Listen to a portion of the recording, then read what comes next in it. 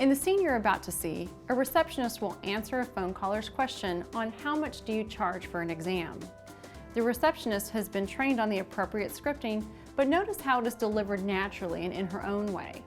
As you watch this scene play out, pay attention to the following points. You need to know what to say before you say it.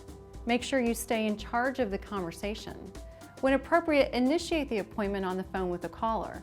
The best way to cover these important points is to use a script. Consider the script as a framework to guide you through the various milestones in the conversation and to keep you on track toward the only acceptable outcome, which is making the appointment. It will also allow you to notice if you lose control and will help you to bring the conversation back to within that framework. Therefore, learn the script and use it your way.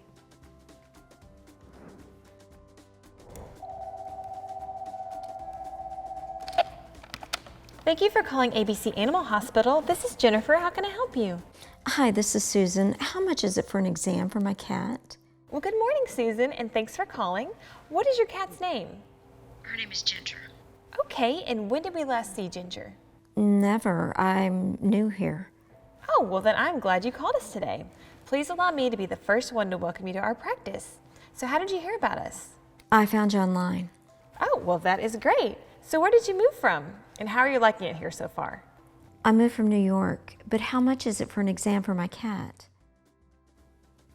At this point, the control of the conversation has shifted to the caller. However, Jennifer gently takes the control back so that she can bring it to the desired outcome. It's important to be aware of when you begin to lose control of your conversations with callers and know the appropriate wording to use to bring it back into your control. This is a pivotal point in the conversation, so pay attention to how Jennifer handles it. Sure, but first I'm curious. What prompted you to call us today? Well, she's been coughing a lot lately. Oh, I'm so sorry to hear that, Susan, but you've definitely called the right place. How long has this been going on? Note how Jennifer uses the client's name several times throughout the conversation. Using the person's name makes the call more personable and it deepens the rapport with the client. About a month now. Has it been getting worse? Actually, it has.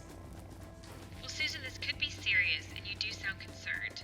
I'm going to give you an appointment today. I have 10 a.m. or 1 p.m. available. Which one works best for you? 10 a.m. sounds great. How much is it? After Jennifer has created sufficient value in the conversation, she reiterates to Susan that she's concerned. This is important as the only logical action to take at this point is to make the appointment. Remember that in most instances, when pet owners call your practice, they have an urgent need that they want addressed. Connect that urgency with the concern and then initiate the appointment. Okay, that's great, Susan. The cost of the exam is $35 and you're going to be seeing Dr. Smith. She's a very experienced and knowledgeable doctor and she'll do whatever she can to make sure Ginger feels better. So thanks for calling us today and then we'll see you at 10 a.m. Okay, I'll see you then. Okay, bye.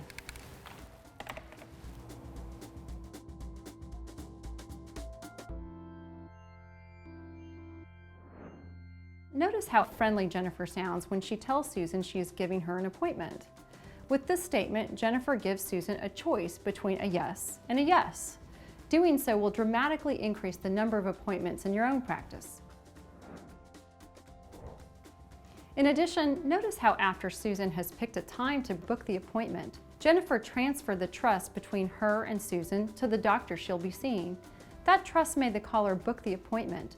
Transferring the trust from the receptionist to the doctor will greatly increase the likelihood the client will say yes in the exam room.